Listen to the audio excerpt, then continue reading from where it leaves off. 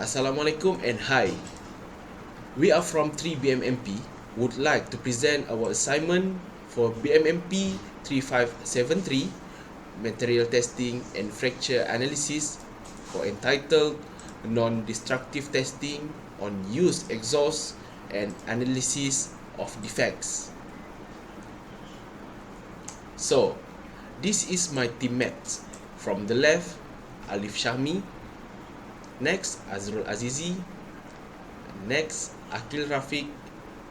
And lastly, my name is Fadli Arifin bin Muhammad Shabli. So, for this assignment, we use exhaust to find the defect at the exhaust surface. Then, we use dye penetrant testing for detect the defect at the exhaust weldment surface. Why we use dye penetrant testing? Because first, it is non-destructive testing. Second, it applicable to various materials. Next, dye penetrant testing is cost effective. And lastly, this also portable testing. So, next slide will be presented by my teammate Akil about the possible defect found while use red penetrant testing. For the next slide is the possible defects found. When using the dye penetrant testing on a used exhaust, several possible defects may be detected. This is include first, crack. Dye penetrant testing can reveal surface crack that may have developed due to thermal stress, vibration, or corrosion. Second, porosity. The test can identify areas of porosity, which is small voids or holes in the material caused by incomplete casting or welding. Third, dye penetrant testing can highlight flaws in the weld, such as incomplete penetration, undercutting, or porosity, which can compromise the structural integrity of the exhaust system. Next slide is planning.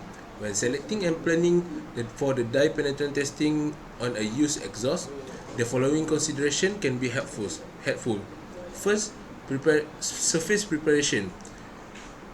To roughly clean the surface of the exhaust to remove any dirt, grease, or debris that could interfere with the dye penetrant effectiveness. Second, type of penetrant. Choose the appropriate type of dye penetrant based on the material of the exhaust and the specific defects you want to detect. Third, application method. Determine the best application method for the dye penetrant. It can be applied by spraying, brushing, immersion, depending on the size and the condition of the exhaust.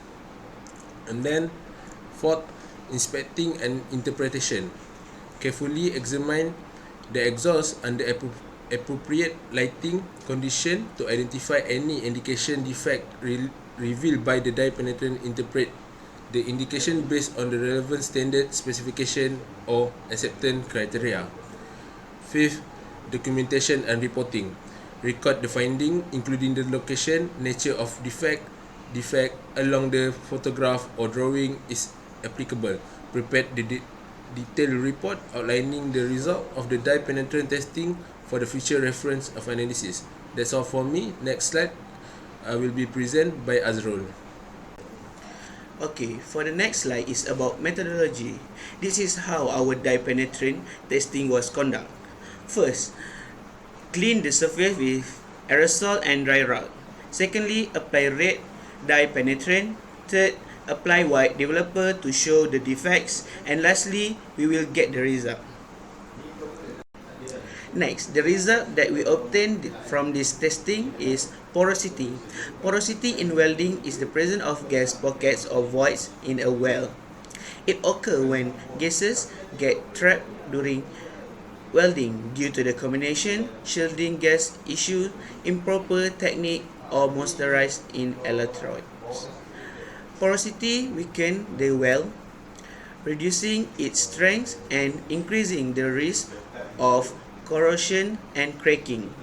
Preventing measures include proper cleaning, gas control and using dielectrodes. Next, defect that we found is slag inclusion. Slag inclusion in welding is when non-metallic materials get trapped in the weld. It weakens the joint, reduces strength, and increase corrosion risk. Prevent it by removing slag properly, using adequate shielding gas, and following correct welding parameters. Inspection helps ensure weld quality. In conclusion, die penetrant testing is a method used to find defect on surface like iron or pipes. It involves applying a special liquid dye that seeps into any cracks or imperfections. This makes the flaws visible, helping inspectors identify and access them. By using die penetrant testing, potential issues can be detected and addressed to ensure the integrity of the materials or weld being inspected. That's all from our group. Thank you very much.